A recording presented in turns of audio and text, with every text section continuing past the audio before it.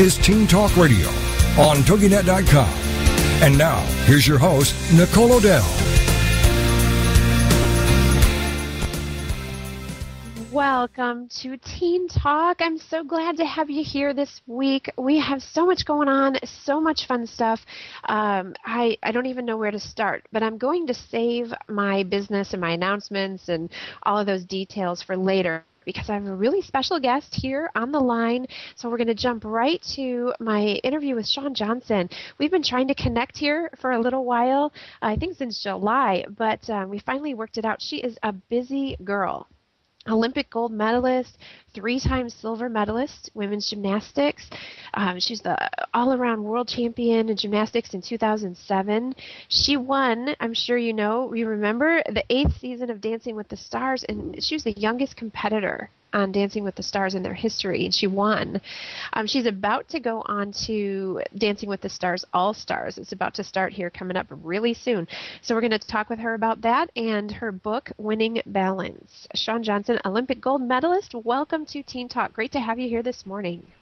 Great to talk to you finally. I feel like it's been forever trying to connect. Well, I appreciate your flexibility and willingness to keep trying, so glad to have you here. Of course. Well, congratulations on, I don't even know where to start. You've got all of these things, but I'm holding a book in front of me, beautiful book with your gorgeous picture on the front. Congratulations on this book. What is winning balance to you? What does that mean, winning balance? I don't know. I think the whole book just kind of talks about trying to find a balance in life between everything, not giving all of your attention just to one thing. You have to have family and faith and friends and it's kind of passion for something. And it's just kind of my journey through everything. I mean, I feel like everybody saw it on NBC and read it in newspapers and magazines, but they never heard my version of it. So it was my chance to kind of tell it from my perspective. I think one assumption when you see an athlete at your level and, somebody who's doing all the things you're doing, one assumption is that you're kind of separate from your family and you go off in pursuit of this goal and you've got all this drive and you lose out on all those other things. But when I read this book, one of the things that stuck out to me was how balanced your family was and how you were able to keep that going and still find that success. That says a lot about you and your parents. Definitely. I think that was, that wasn't even an option in our family. We weren't driven by my sport. It was the family always came first. And, had it ever switched, I don't think I would have continued. It was the most important thing to me. And I think a lot of people lose sight of that. And I think that's, a big reason of what led to my success was I was still happy and balanced and had a family and supportive, backing behind me, whereas a lot of girls don't. And I think the joy, it's evident on your face in all you do. And it's, I think it's a testament again to you and to your family and your faith, which is, I can't imagine going through all you've gone through, disappointments. And I read, it said your first coach said you lacked talent in gymnastics. How did that affect you at that time? It didn't really affect me then because I was 5 years old and he never told me. He just told my parents. But, later on when I was told about it and stuff, it kind of drove me to prove him wrong. I remember seeing him later on down the road in a competition, just kind of being like, hee, I proved you wrong. So. Oh, that's awesome. Yeah, perfect. So there was a really cute commercial during the Olympics, and it was you talking, who was it? Matthew Perry, I believe, about that television show. And you said, he said, how did it feel to lose? And you said, I didn't lose. And that was kind of a flashback to an interview you had after you won the silver medal in 2008. Can you describe that a little bit? I read about it in the book and I saw it in person, but I'd love to hear your take on that. I don't know. The Go On commercial I did was just kind of a spoof. I never took offense to it and stuff. It was just fun. But right after I won the silver and doing my first interview and having them ask, how does it feel to lose? That one hit hard just because, it didn't necessarily affect me, but it was a harsh realization that society is convinced that if you don't have a gold medal around your neck, then you haven't been a success. And I think there's something to say for that we're being taught something completely wrong. I was at the Olympic Games and I won a silver medal, and they still thought I looked like some sort of, that I had some sort of loss. And I took that hard.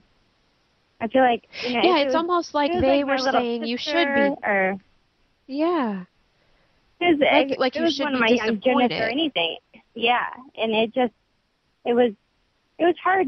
It was hard to hear because I was like, you mean to tell me that winning a silver medal is not success? And I just feel like, we've lost sight of what's important and what is winning. And it's all about, doing your best and knowing that you've done yourself proud and not necessarily that you are standing on top of the podium. Well, it is pretty remarkable that you are at your age, young age, and you've won these medals, you've got these championships, you've been awarded things like the Teen Choice Female Athlete of the Year award in 2 different years, and you've won Dancing with the Stars, and we'll talk about that in just a second. But how amazing it is to have this attitude of, I'm just going to do my best and see what happens, but then you do win. You do have this champion outlook on life. And what do you attribute that to? Is that faith-based? Is that just a complete, you're just ultra talented, obviously, but what else? Where does that come from? I'd say a lot of it has to do with my faith. I always found a bigger reason of why I was competing. It wasn't ever for just the gold medal. And, I think that's something I can really thank my coach, my parents for. I was never raised just look at winning. I was raised to have fun and to, only compete with myself. And I think going into competition, my success came from that because the gold medal didn't mean everything to me. It just meant, it was just a icing on the cake, I guess. But as long as I left the competition knowing I did my best, then I was happy. Whereas I know a lot of people who wouldn't have been. What about now, moving out into branching out of sports and, adding new things into the sports realm and expanding your horizons? Hollywood, you talk about Hollywood glamour and what you discovered. How have you found Hollywood to be, and, as the new things you're experiencing, what have you seen that surprised you? I don't know. I mean, I don't want to, so-called just anybody. But, there's definitely a lifestyle out here that's driven by, I don't want to say greed, but, they're always wanting to be a little better and have a little more. And I feel like especially with what I've gone through, I've learned that that's not necessarily important or the most important thing. It's always great to challenge yourself and to work hard, but you have to find a time and place that you're happy and, you're satisfied. And I don't feel like anybody's satisfied. Right. Yeah, they're always trying to work a little more. But I don't know. Now that I'm out here, I feel like I got a little stronger head on my shoulders, and I can, keep up with everyone and still have fun and stay true to who I am.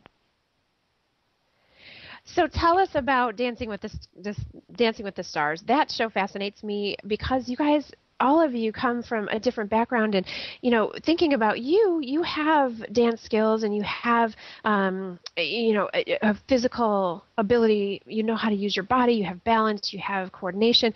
But I would think gymnastics. You've been trained to do things in a completely different way than ballroom dancing. So you have to kind of unlearn the way you hold your body and the way you use your muscles and all of that. How was that? It's actually pretty difficult, to be honest. I don't think gymnastics helps at all. Because gymnastics, you're so, my style was very rigid and regimented. And with gymnastics, you have to be very fluid and have, be free with your emotions and your face and, be with a partner. And it's hard. It's hard to let go of my gymnastics habit that I've had for so long. But, this competition is going to be so, unexpected. I don't think anybody has a clue what's going to happen because everybody's coming back and they know how to dance. And the bar has been raised so much and the expectations so high that it's going to be a fun season. And like I said, I don't think anybody knows what's coming. Well, we've got you coming up. When does this start? Dancing with the Stars All-Stars comes up just next week. Is that right? Yeah, in 10 days. It's really 10 close. days.